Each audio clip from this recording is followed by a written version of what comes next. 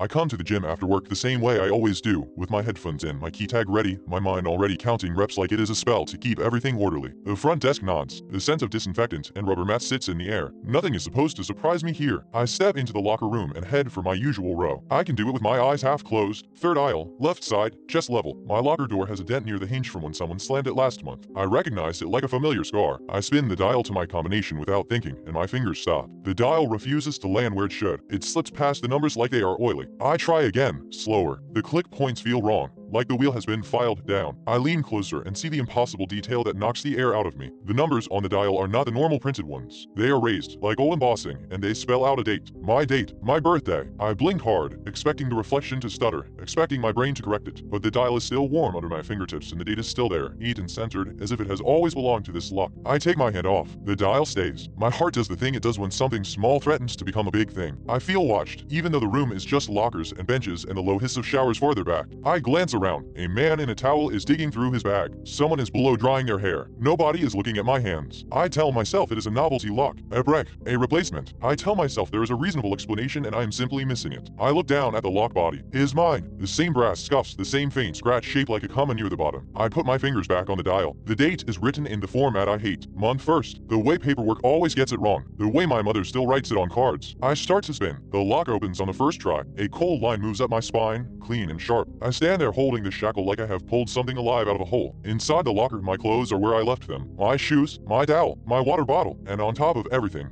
perfectly centered like a gift, there is a receipt. White paper. Frith. A thin line of thermal print. It looks fresh, like it just came out of a register. I pick it up. It is for a purchase I do not remember making. The store name is blank. The items are blank. The total is blank. The only thing printed clearly is a line near the bottom. Do not notice the rule. My mouth goes dry. The paper is cold, not like paper that has been sitting in a warm locker room. It feels like it has been in a refrigerator. I flip it over. No ink bleed. No fading. Just a clean back. Thermal receipts always fade. I have one in my wallet from last month that is already turning gray, but this one looks like it was printed with something that refuses time. I look back into the locker as if more will reveal itself. Nothing else is out of place. I should throw the receipt away. Instead, I fold it once and put it in the small zipper pocket of my gym bag. I do it quickly, like hiding evidence. I change my clothes with my head down. I do not look at the lock again. I do not look at anything too hard. On the way out of the locker room, I catch my own reflection in the long mirror above the sinks. My face looks normal, but the mirror has a new detail. It is not a crack or a smudge. There is a line of text in the fog strip where people wipe their hands and leave streaks. The words are there as if someone traced them with a finger through steam. Do not notice the rule. My eyes lock onto it. My throat tightens. The sentence is identical to the receipt. I feel a sharp prickle behind my ears, that instinct that says I'm being tested. I tear my gaze away. I stare at the faucet. I run water. I wash my hands even though they are not dirty. The mirror is in my peripheral vision like a trap. I tell myself it is graffiti. Someone being clever. Someone copying a meme. I tell myself it is coincidence, but I can feel the words behind me like heat. I go out to the gym floor and lift heavier than usual, trying to exhaust the part of my brain that wants to chew on it. The music is loud. The TV screens show silent sports. People grunt and laugh and scroll their phones. My routine holds for 40 minutes. Then I notice something else. A laminated sign has been added to the water fountain. I do not mean I saw it and read it. I mean I noticed it existed in a place where it did not exist yesterday. That is the problem. The sign is plain, cheap laminate, black text on white. Do not notice the rule. My stomach drops as if the floor has lowered an inch. The moment I register the sign, the air around me seems to thicken. The gym noise dulls, as if someone has turned down the world. I look away fast. I take a step back. I swallow. I tell myself I am not noticing. I am unseeing. I am refusing. But my brain has already done the thing it does. It has made meaning. I finish my set with shaking arms. I do not drink water. I do not go near the fountain again. When I leave the gym floor and return to the locker room,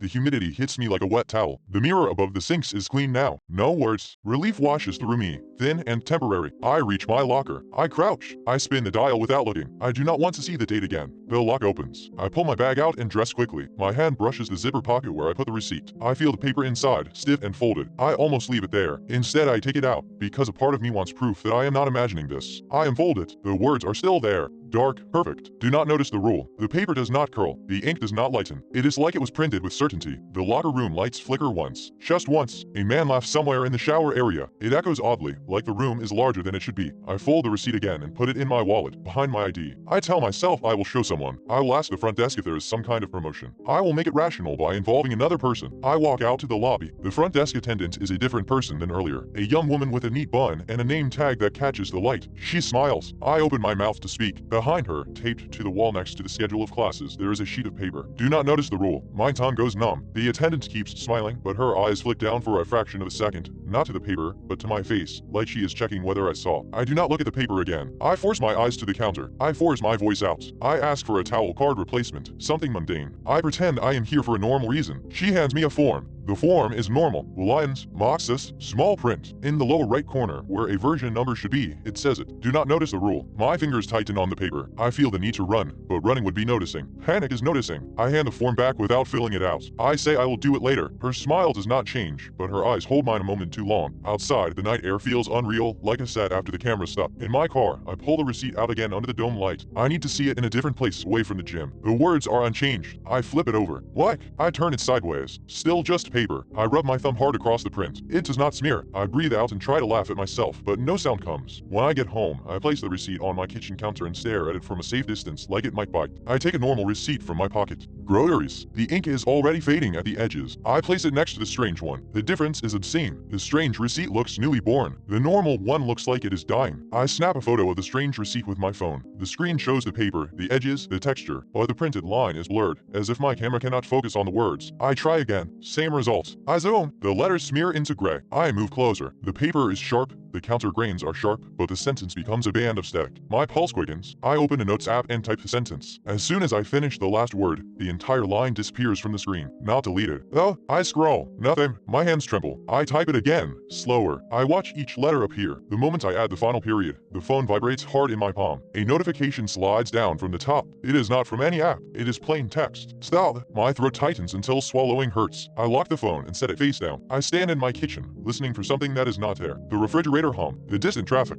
the soft tick of the wall clock. Everything is normal. I go to bed and do not sleep. All night, my mind circles the sentence like a tooth on a sore spot. Do not notice the rule. If I am told not to notice something, then noticing becomes inevitable. The instruction is a trap built into language. The moment it exists, it activates. In the morning, I go to work with the receipt in my wallet like a curse. I try to act normal. At lunch, I buy coffee. The cashier hands me a receipt. The thermal print is already faint. I compare it to the strange one in the restroom stall, because that is where paranoia takes you. The strange one is still perfect.